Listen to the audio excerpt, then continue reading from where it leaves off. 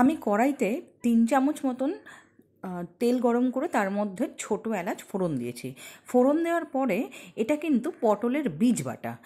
পটলের বীজগুলো বেটে নিয়ে এটার সাথে একটুখানি লঙ্কা অ্যাড করেছিলাম, বেটে নিয়ে খুব ভালো করে মিশিয়ে নিচ্ছি।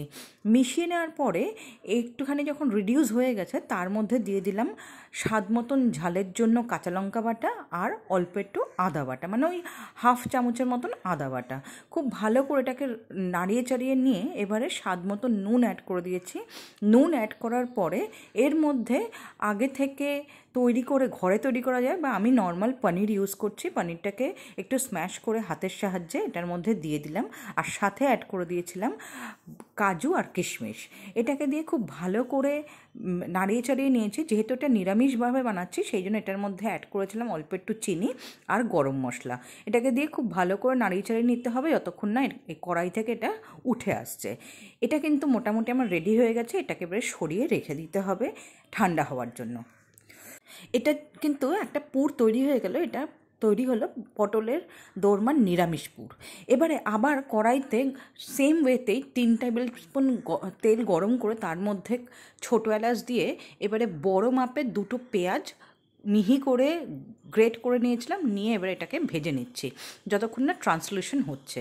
যখন ট্রান্সলেশন হয়ে গেছে তার মধ্যে অ্যাড করে দিলাম 3 থেকে 4খানা কোয়া রসুনের বাটা। রসুন বাটাটাও যখন কাঁচা গন্ধ চলে যাবে তখন এর মধ্যে অ্যাড করে দিলাম আদা বাটা। আদা বাটাটাকেও খুব ভালো করে নাড়িয়ে চাড়িয়ে নিয়ে তার কাঁচা গন্ধটা যখন বেরিয়ে যাবে তখন এর মধ্যে অ্যাড করে দিয়েছিলাম কাঁচা লঙ্কা বাটা আর তার সাথে সেই কন্টেনারটা ধুয়ে জল। এবারে এটাকে খুব ভালো করে কষাতে হবে। কষাতে কষাতে অল্প অল্প জলও অ্যাড করেছি, কারণ না হলে পরে কিন্তু লেগে যেতে পারে নিচে। এবারে এর মধ্যে অ্যাড করলাম হলুদ গুঁড়ো, 2 টেবিল স্পুন মতন জিরের গুঁড়ো আর 1.5 টেবিল স্পুন মতন ধনের গুঁড়ো, আর করে দিলাম হচ্ছে শুকনো লঙ্কার গুঁড়ো। আমি কিন্তু এটা করেছি কাশ্মীরি রেড মির্চ। এবারে এটাকে কষিয়ে নিতে হবে। কষিয়ে নেওয়ার সঙ্গে সঙ্গে কিন্তু অল্প একটু জলও অ্যাড করবো, একই ব্যাপার যাতে লেগে না যায়।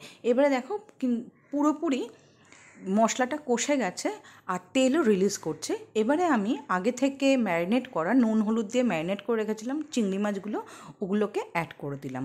অ্যাড করে দিয়ে খানিকক্ষণ 10 থেকে 15 মিনিটের জন্য ঢাকা দিয়ে রান্না হতে দেবো। যখন এটা রান্না হয়ে যাবে তখন আমি এটাকে ঢাকনাটাকে উঠিয়ে নিয়ে আবারও মিনিট 2-3 নাড়বো। নাড়তে নাড়তে দেখা যাবে যে পুরো মশলাটা গায়ে লেগে গেছে আর জলটাও শুকিয়ে গেছে, তার মানে বুঝতে হবে আমার এই পুরটাও কিন্তু রেডি। এবারে আমি এটাকে ঠান্ডা হওয়ার জন্য এক সাইডে রেখে দেব। এবারে আমি চলে আসব পটলের দোরমার আসল ব্যাপারে। একটা একটা করে পটল নিয়ে আমি কিন্তু পটলগুলোকে অবশ্যই আগে থেকে ভেজে রেখেছিলাম, শুধু একটু নুন দিয়ে ভেজেছিলাম। আর এটার মধ্যে কিন্তু এই পনিরের পুরটাকে অ্যাড করে দিচ্ছি আর সাথে এই চিংড়ি মাছের পুরটাকেও অ্যাড করছি। তো এটা করতে করতে তোমাদের কাছে অনুরোধ রইল, আমার রেসিপিগুলো কেমন লাগছে জানিও। যদি ভালো লাগে তাহলে আমার চ্যানেলটাকে লাইক শেয়ার সাবস্ক্রাইব করো আর তোমার বন্ধু বান্ধব আত্মীয় পরিজন প্রত্যেকের সাথে কিন্তু অবশ্যই শেয়ার করো। এবারে আমি কড়াইটার মধ্যে 2 টেবিল স্পুন সর্ষের তেল অ্যাড করে তার মধ্যে ছোটো এলাচ ফোড়ন দিয়ে দিয়েছি। তার মধ্যে দিয়ে দিলাম আদা বাটা আর বড় বড় 3টে টমেটো কুচি। এটাকে এবারে খুব ভালো করে নেড়ে চেড়ে নিতে হবে। আমি কিন্তু পুরো প্রসেসটাতে এমন কিছু কিন্তু তেল ইউজ করিনি, কিন্তু যখন রান্নাটা শেষ হবে এটা কিন্তু যথেষ্ট তেল উঠবে, বিকজ আমি এটাকে হাই ফ্লেমে কিন্তু করছি না, লো ফ্লেমে রান্না করতে হবে, তাহলে কিন্তু এই জিনিসটা ভালো হবে। এবারে আমি যখন টমেটোগুলো দিয়ে দিয়েছি সেটাকে সেদ্ধ হওয়ার জন্য অ্যাড করে দিলাম পরিমাণ মতো নুন।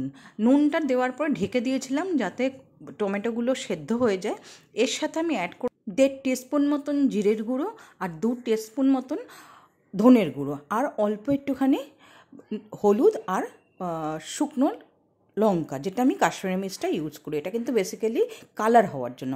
এবারে এটাকে কষিয়ে নিয়ে অল্প একটু জল দিয়ে দিলাম। জল দিয়ে আবারও কিন্তু এটাকে কষাবো। দেখো অলরেডি কিন্তু তেল রিলিজ করা শুরু করে দিয়েছে।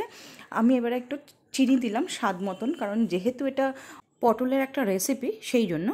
এবারে এটা যখন কষিয়ে নিয়ে পুরোপুরি জলটা শুকিয়ে গেছিলো, তখন আমি আন্দাজ মতন একটু জল দিলাম, আর আমার মনে হয়েছিল একটু নুন দিতে হবে, সেই জন্য আমি নুনটাকে অল্প একটু অ্যাড করে দিলাম। দিয়ে এবারে তৈরি করে রাখা 2 রকমের পটলের পুরভরা পটলগুলোকে দিয়ে আমি সেদ্ধ হতে দিলাম মিনিট 10 জন্য। এবারে আমার প্রায় হয়ে এসছে, সেই জন্য আমি অ্যাড করলাম গরম মশলার গুঁড়ো, আর হালকা হাতে একটুখানি নেড়ে চেড়ে দিলাম কড়াইটাকে ধরে। এটা কিন্তু খুব ভালো লাগবে ভাতের সাথে, পরোটার সাথে, অথবা পোলাওয়ের সাথে। তো এবারে লাস্ট পর্যায়ে চলে এসেছি, ঘি অ্যাড করলাম। ঘি অ্যাড করে কিন্তু আমি ঢাকা দিয়ে রেখে দেবো মিনিট 10 জন্য। তো তোমরা জানিও এই রেসিপিটা ট্রাই করে কেমন লাগলো।